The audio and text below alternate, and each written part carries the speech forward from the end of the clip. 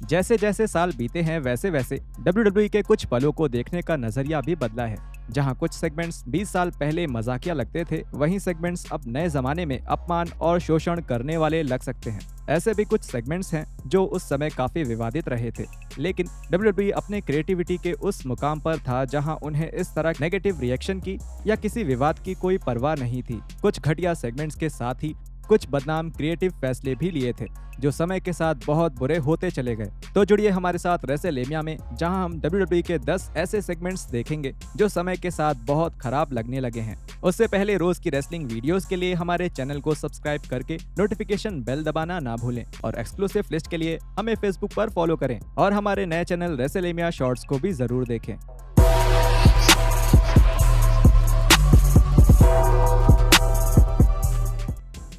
Number 10, Jared the Subway guy. Jared Fogle नाम का Subway वाला आदमी कई बार WWE टेलीविजन पर देखा गया है, जिसमें सबसे यादगार था जब 2012 में रॉ के एक एपिसोड के दौरान वो गेस्ट स्टार बनकर आए थे और WWE का मानना था कि इससे उन्हें मेन स्ट्रीम में जगह मिलेगी। उनके गेस्ट स्टार बनाए जाने के लगभग 10 साल बाद अब ऐसा लगता है कि WWE के शोज पर फिर से कभी फोगल का नाम नहीं लिया जाएगा। 2015 में ये सामने आया कि फोगल ने कुछ संगीन जुर्म किए थे और अंत में उन्हें 15 साल और 8 महीने की जेल की सजा भी मिली थी। अगर आपको नहीं पता कि वो कौन से जुर्म थे तो इस आदमी का नाम इंटरनेट पर ढूंढिए। WWE ने बहुत चालाकी से खुद को फोगल से पूरी तरह अलग कर लिया है और अगर आप WWE नेटवर्क पर जाकर उसका नाम सर्च करेंगे तब भी आपको कुछ नहीं मिलेगा और फोगल जैसे घिनौने आदमी के साथ बिल्कुल ऐसा ही होना चाहिए। Number 9, Vince McMahon's racist comment to Sabu. WWE के इस्लामिक देशों के साथ संबंध के बारे में दुनिया को अच्छे से पता है, लेकिन अगर वो विंस मैकमैन का ये एक क्लिप देख लेंगे तो उनके मन में कई सवाल उठेंगे। 2007 में नए ECW के दौरान मैकमैन ने ECW के आइकन साबू के साथ बैक स्टेज में एक बदनाम मुलाकात करी थी। उस मुलाकात के बाद फैंस बिल्कुल हैरान रह गए थे। मैकमैन ने साबू से मिलकर कुछ ऐसा कहा था, हे भगवान, मैं पागल हो जाऊंगा, मुझे लगा मैं टेक्सास में हूँ, लेकिन मैं टेक्सास में नहीं, मैं तो अफगानिस्तान में हूँ। लड़कों, ये देखो, यहाँ तालिबान का एक आदमी मौजूद है। ये सब बोलते वक्त मैकमैन क्या सोच रहे थे इसको समझ पाना तो नामुमकिन है और सच कहें तो 2007 में भी इस तरह के सेगमेंट को WWE टीवी पर डालने की कोई वजह हो ही नहीं सकती। Number 8, Jinder Mahal's racism. WWE का हर वो पल जो समय बीतने के साथ बुरा लगने लगा, जरूरी नहीं कि वो सभी दशकों पहले ही हुए हों।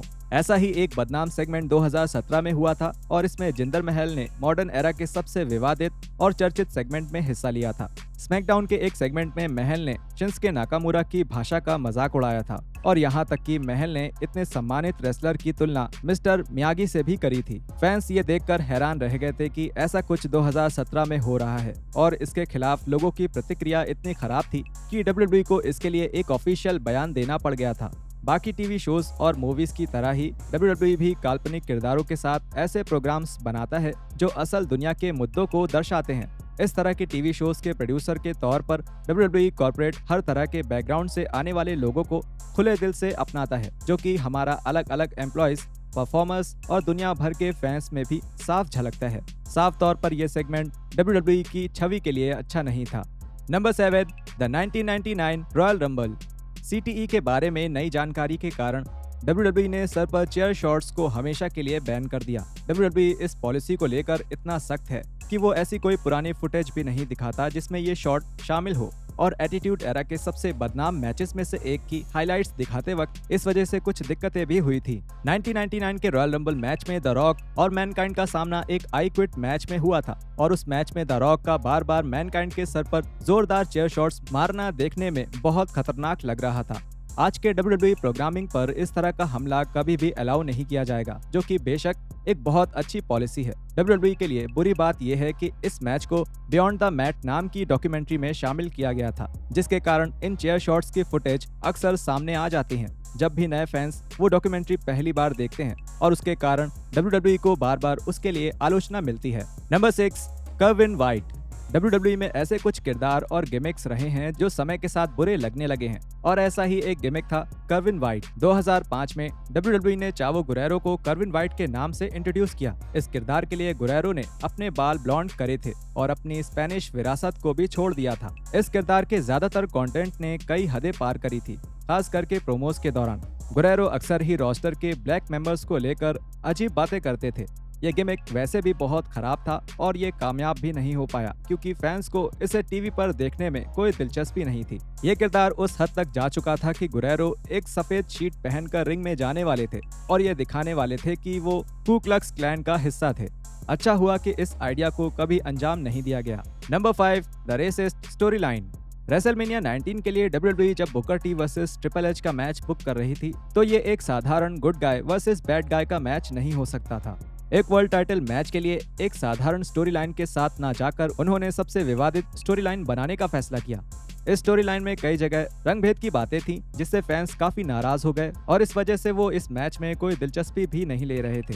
इस मैच के बिल्डअप के दौरान एक प्रोमो में ट्रिपल एच ने कहा, मुझे लगता है तुम अपनी जिंदगी में क्या करना चाहते हो उसको लेकर दुविधा में हो। तुम रेसलमेनिया में जाने वाले हो लेकिन बुकर, बात यह है कि तुम्हारे जैसे लोग इसके लायक नहीं है। ये टाइटल मेरे जैसे लोगों के लिए ही होता है और तुम इस दुविधा में हो। तुम यहाँ एक कॉम्पिटिटर बनने नहीं आए हो, तुम यहाँ एक एंटरटेनर बनने आए हो और तुम यही करते हो।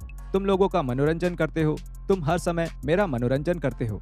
चलो अब मेरे लिए नाचो, चलो चलो एक स्पिनरूनी करके दिखाओ, मेरा मनोरंजन करो, यही तुम्हारा काम है। शर्माओ मत, तुम यहाँ मेरे जैसे लोगों को हंसाने आए हो अपने इन अजीब बालों के साथ। बिल्डअप के दौरान किए जाने वाले ये प्रोमोस और सेगमेंट्स वक्त के साथ और खराब होते गए और ट्रिपल एच बुकर के साथ बुरा बर्ताव करते रहे। WWE स्टोरी लाइन की दिशा नहीं बदलना चाहता था और इस बेहूदी स्टोरी लाइन के अंत में बुकर टी ट्रिपल एच को रेसलमेनिया जैसे बड़े स्टेज पर हराने वाले थे, लेकिन WWE ने ट्रिपल एच को जिताने का विवादित फैसला कर लिया। रेसलमेनिया में दो लेजेंड्स के बीच ये मैच होने के बावजूद भी WWE इसका बहुत कम ही जिक्र करता है। वो साफ तौर पर ऐसा दिखाना चाहते हैं कि ये स्टोरी लाइन कभी हुई ही नहीं थी और ये सच में एक ऐसी स्टोरी लाइन है जिसे बनाने के बारे में सोचना भी नहीं चाहिए था। टीवी पर लाने की बात तो बहुत दूर की थी। Number 4, Vince McMahon uses the N word. पता नहीं क्यों 2005 के सर्वाइवर सीरीज इवेंट में विंस ने खुद को एक सेगमेंट में बुक करने का फैसला किया जहां उन्होंने बहुत गर्व से एन शब्द का प्रयोग किया। बैक स्टेज के एक सेगमेंट में मैकमैन ने जॉन सीना के साथ एक प्रोमो में हिस्सा लिया और उस प्रोमो को खत्म करने के लिए मैकमैन ने सीना को उस एन शब्द से बुलाया। इसके बाद मैकमैन बुकर टी और उनकी पत्नी शार्मेल के बगल से होकर गुजरते हैं और ये WWE के अब तक के सबसे घटिया सेगमेंट्स में से एक था। ब्रूस प्रिचर्ड के पॉडकास्ट के मुताबिक वो सेगमेंट आज के समय में अच्छा नहीं है, लेकिन ब्रूस ने अजीब ढंग से उस सेगमेंट को सही ठहराने की कोशिश करते हुए कहा कि वो अलग समय था और अलग जगह थी। ये 2005 की ही बात है, समय और जगह इतना भी अलग नहीं था। प्रिचर्ड ने कहा, मुझे नहीं लगता कि वो आज के समय में सही है। खैर, मुझे लगता है कि वहाँ कुछ लोगों की राय ली गई थी, लेकिन बस वो अलग समय था और अलग जगह थी जहाँ आप अलग चीजें करते थे जो कि कभी कभी समय के साथ बुरी हो सकती थी।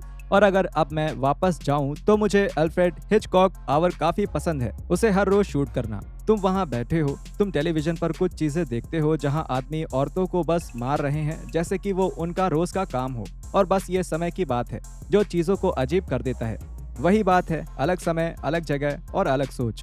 Number 3, the use of black face.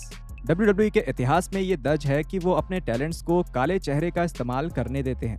ऐसा पहली बार तब देखने को मिला जब रॉडी पाइपर ने बैड न्यूज ब्राउन के साथ अपने फ्यूड के लिए अपने आधे चेहरे को काला किया था। इसके बाद एटीट्यूड एरा में ब्लैक फेस का इस्तेमाल एक और सेगमेंट में किया गया जब एक्स पैक ने मार्क हेनरी की नकल करी थी। ये बहुत हैरानी की बात है कि WWE को ये एक अच्छा आइडिया लगा था। अब ये गौर करने वाली बात है कि अप्रॉक्स के साथ एक इंटरव्यू में एक्स पैक ने कबूल किया था कि एक सेगमेंट के लिए वैसा कुछ करने का उन्हें भी बहुत पछतावा है, जो कि इससे तो बेहतर था कि इतने सालों में एक कंपनी के तौर पर WWE ने कभी माफी नहीं मांगी। ये ब्लैक फेस फ्लैश फंक के खिलाफ गोल्डस्ट के मैच में भी इस्तेमाल किया गया था। गोल्डस्ट उस वक्त एक आइडेंटिटी क्राइसिस से गुजर रहे थे, इसलिए WWE ने उनका चेहरा रंगने का फैसला किया, जो उनके अंदर की दुविधा को दर्शाने के लिए किया गया था। Number 2, WrestleMania 20 main event. WrestleMania 20 अब तक का सबसे बड़ा इवेंट होने वाला था, लेकिन 2007 में क्रिस बेनवा की हरकत की वजह से उस शो का जिक्र बहुत कम ही किया जाता है। इस शो के मेन इवेंट में बेनवा ने एक ट्रिपल थ्रेट मैच में वर्ल्ड टाइटल जीता था और फिर उस शो के आखिर में बेनवा को अपने परिवार के साथ जीत का जश्न मनाता हुआ दिखाते हुए शो खत्म हो गया। WWE ने रेसलमेनिया 20 के इतिहास को फिर सबके सामने लाने की कोशिश की और जब भी उस शो की बात डॉक्यूमेंट्रीज या किसी भी तरह के पब्लिकेशंस में करी जाती है, तब अक्सर केन वर्सेस अंडरटेकर और John Cena versus Big Show ही ऐसे दो मैचेस होते हैं जिनका जिक्र किया जाता है। नेटवर्क पर बेनवा वाला मैच अभी भी है, लेकिन उनके परिवार के साथ उनके जश्न वाले हिस्से को हटा दिया गया है और उसकी जगह उस शो के अंत में बेनवा केवल एडी गुरेरो के साथ जश्न मनाते हुए दिख रहे हैं। और शो के खत्म होने पर क्रिस टर्नबकल पर पोस्ट देते दिखते हैं। Number 1, the Chris Benoit tribute show.